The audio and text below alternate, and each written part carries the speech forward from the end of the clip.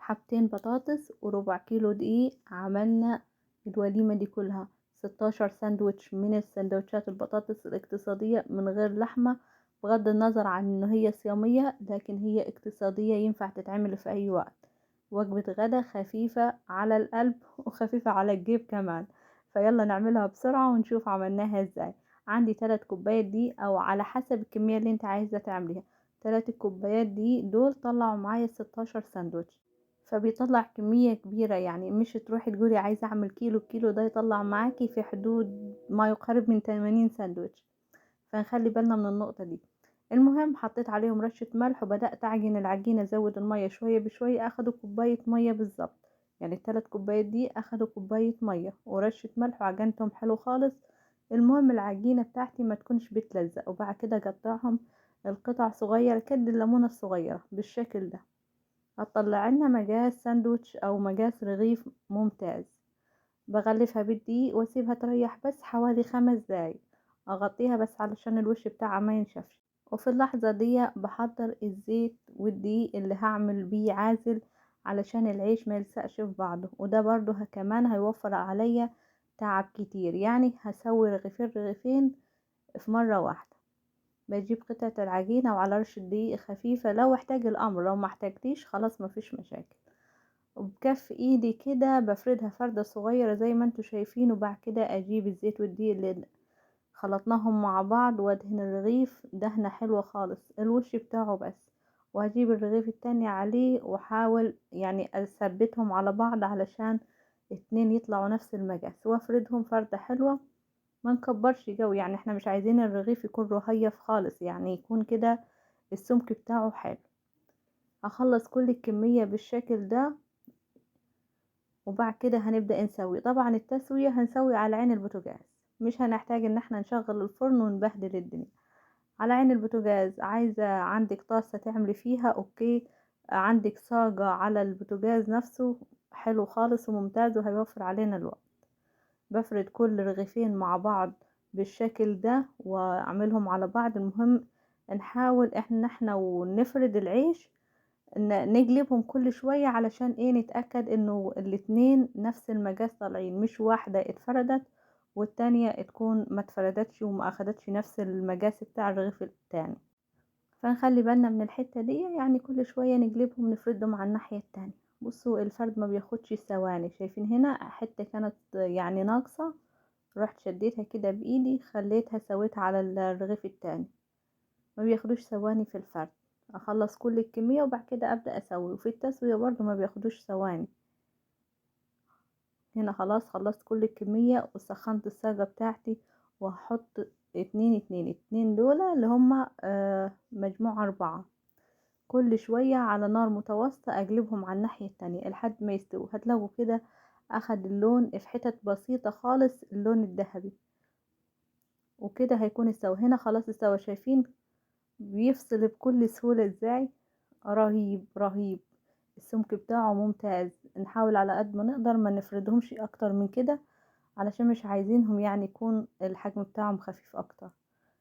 شايفين هنا واخد اللون الممتاز وكمان مستوي وبيفصل بسهولة. يعني ده فايدة الزيت والدقيق اللي حطيناهم ما بينهم، خلاهم فصلوا معانا بكل سهولة. المهم بعد ما بسويهم بغلفهم كده واغطيهم بفوطة علشان بس ما ينشفوش معانا. شايفين الحلاوة ازاي؟ رهيب. عايزة اقولكم كمان العيش ده ينفع تستخدموه تعملوه العيش الشاورما، تحشوه نوتيلا، تحشوه فراخ. بصوا اي حاجة هينفع في اي حاجة. ممكن نعملها اكبر من كده ونخففها اكتر من كده ونستخدمها رواق طري. تحفة تحفة تحفة يعني. هنا كانت كل الكمية بتاعتي. بعد ما خلصتها غلفتها في فوطة وبعد كده ركنتها على جنب. نحضر الحشوة. الحشوة حبيتين بطاطس زي ما قلت لكم في بداية الفيديو. بأمانة البطاطس كانت يعني بالظبط على 16 ساندوتش. بأمانة كانت زايدة نص معلقة بطاطس زيادة عن حشو 16 رغيف.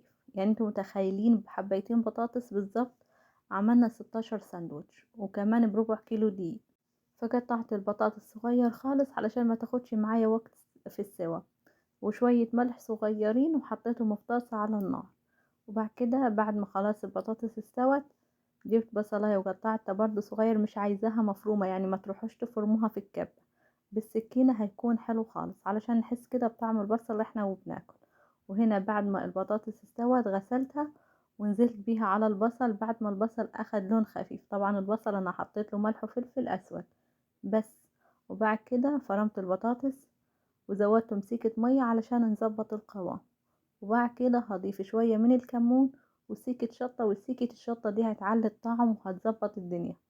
ومش هحط اي بهارات تاني، يعني البهارات بتاعتنا موجودة في كل بيت، مفيش بيت بيستغنى لا عن ملح ولا فلفل ولا شطة حارة ولا الكمون. مفيش اي بهارات تانية يعني حطيناها ولا احنا محتاجينها اساسا. والبطاطس والدقيق موجودين في كل بيت. وبعد كده بعد ما حطيت التوابل بتاعتي جبت شوية كزبرة وشوية بقدونس وقطعتهم صغير خالص بالسكينة. وهنا كمان ينفع نستخدم الكزبرة بس او البقدونس بس، ممكن برضو نستخدم الاتنين زي ما انا استخدمت. انا عندي في التلاجة فاضل من كان شوية محشي فرحت عملتهم، لكن لو ما عنديش هستخدم بس يا كزبرة يا بقدونس. وده يرجع لكم برضو على حسب متاح عندكم تستخدموا اتنين، مش متاح حاجة واحدة من الاتنين هتأدي نفس الغرض وهتدينا نفس الطعم. بعد كده بعد ما قلبتهم مع بعض فصلت عليهم النار وجبت العيش بتاعي وهبدأ احشي السندوتشات.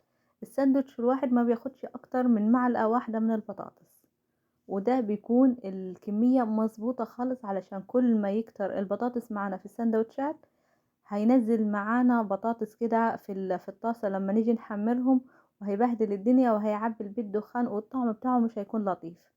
وجبت شوية صلصة بدهن العيش بتاعي من فوق ومن تحت علشان يدينا لون حلو في الجالي. وبعد كده حطيت شوية زيت صغيرين في الطاسة وهبدأ أحمرهم على نار أعلى من المتوسط بحاجة بسيطة، يعني مش النار تكون عالية خالص ولا هادية خالص.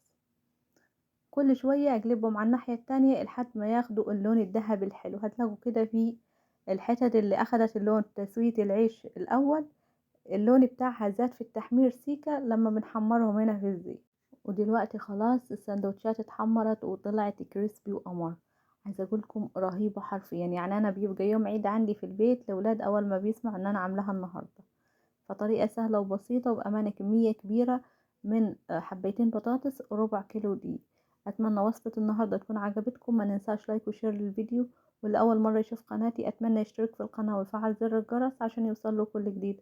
وما تنسوش تتابعوا صفحتي على الفيسبوك مطبخ كامة. See you. باي باي.